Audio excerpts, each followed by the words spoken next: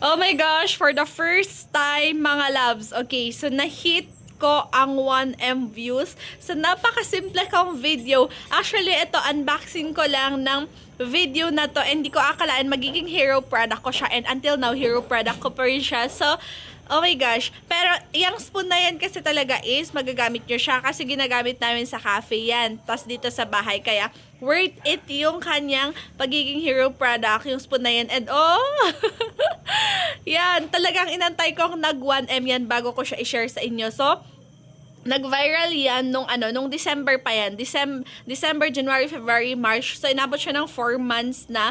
Tapos, bago niya na-hit yung 1M. So, at least na slow na nag-move siya ng kahit na inabot ng 4 months. Pero, I'm so thankful.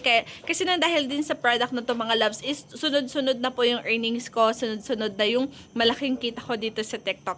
And, ayan, eto na naman. Pataas to. So, sana manifesting umabot din niya ng 1M.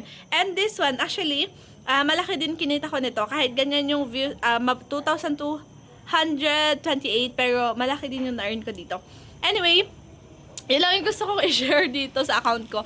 Alam nyo, nung nagsimulang mag-viral tong video ko na to, nagsimulang tumaas yung earnings ko everyday. That's why, nagsipag talaga ako ng mag-promote ng madaming affiliate products. Kasi tignan nyo, dito ako na-inspire guys na ang simple-simple ng pagkagawa ko ng video. As in, video ko lang siya, tapos in-unbox ko lang siya, pinakita ko lang siya. Kasi kapag karating ng product na yan, video ko, in-unbox ko, tapos ganyan ang abutin yan, di ba? So, hindi natin alam talaga kung alin ang magvi-video sa mga videos natin, affiliate videos natin, kahit hindi siya very perfect na nagawa, pero tignan nyo guys, nag-viral siya. So, I'm so happy for myself. And then, syempre, nang dahil dyan, naganahan akong mag-upload ng napakaraming videos everyday. And, ang dami pa rin. Guys, ano na ngayon? March 16 na ngayon. And, still, nasa 20 affiliate videos tayo per day. 'Di ba? From February 1 up to now. So, grabe. Minsan napapagod na nga ako.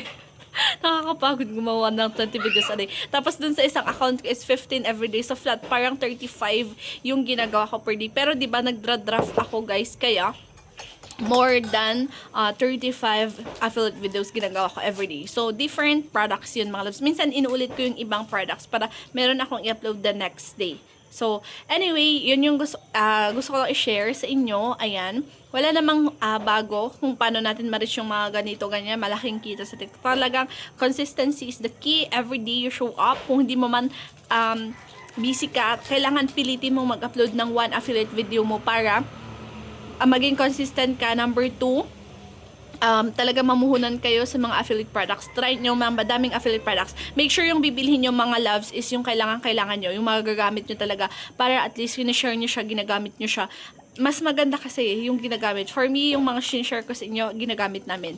Ayan. Syempre, except sa mga bagong free products, kasi gagamitin ko pa lang yung mga yun. Pero if nakita kong maganda talaga yung product, maganda yung product, share ko sa inyo ng paulit-ulit. Ganun. So, yun. Thank you sa pag-abot mo. If nakaabot ka sa 3 minutes na videos ko, thank you so much for watching. And, ano pa bang tips natin? Wala, yun lang naman. Tapos, try nyo benta ng different ways. Mag-direct selling, voice over. Yun, basta gawin nyo lahat. Ito, nag-viral din to ng napakasimple lang. 28 seconds lang yan, pero viral siya. Pero in fairness, yan, yun lang. Share ko lang kung gaano ako ka-happy na naka 1M ako.